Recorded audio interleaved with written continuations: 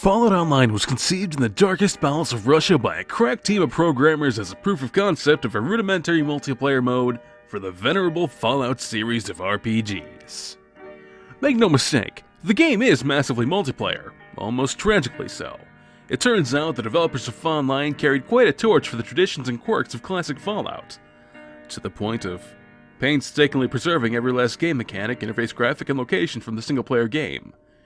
The inherent contradictions this poses, that is, a multiplayer game using single-player rules and environments, is largely lost on the acquired player base.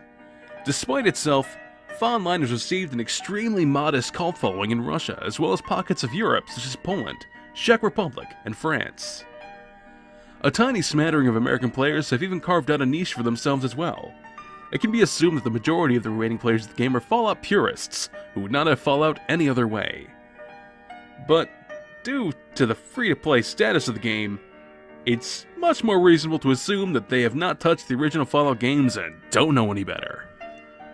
The confusion of a massively multiplayer online game laden with single-player mechanics is the all-encompassing issue that hurts FOnline to its core, starting from the character generation all the way to endgame PvP. The entire single-player character creation process is lovingly recreated here, right down to the special attributes and innate teen skills. While Fallout's character system has been criticized for several skills severely outpacing others in usefulness, this problem is only exacerbated in a competitive multiplayer environment, where only a handful of stat spreads or skills make practical sense. FOnline weeds out only the most patient, masochistic individuals, the cream of the crop of self-hating neckbeards. It's certainly not a game for everyone. I can also easily say it's a game for no one as well.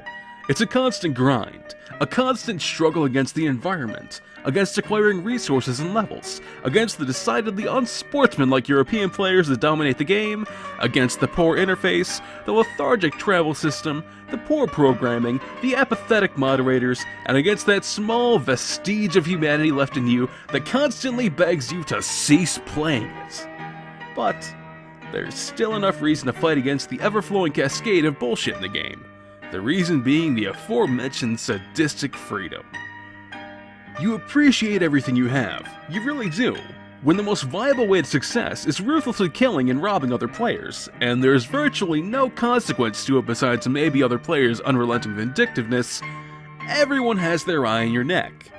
It's better to shoot, reload, hope the dice rolled in your favor, end combat, and ask questions later. Almost everything is out for your blood, and every item you have is a precious, precious yield from the barren vitriolic wasteland. That is such a stark contrast to the modern WoW clones that dominate the MMO market. When you pick up a crafting material in one of those games, it's a disposable trinket probably for some fetch quest doled out by some one-dimensional NPC. In FOnline, it's either because the poor bastard you bursted had one in its inventory, or you desperately need it to craft some ammo because supplies are dwindling. If you're grinding for items, it's certainly not for a repetitive, monotonous quest.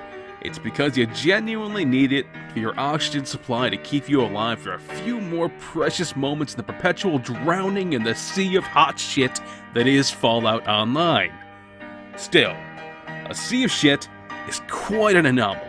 It's a unique thing, and the journey to stay afloat can be justified just by trying to see exactly what else is floating in there with you.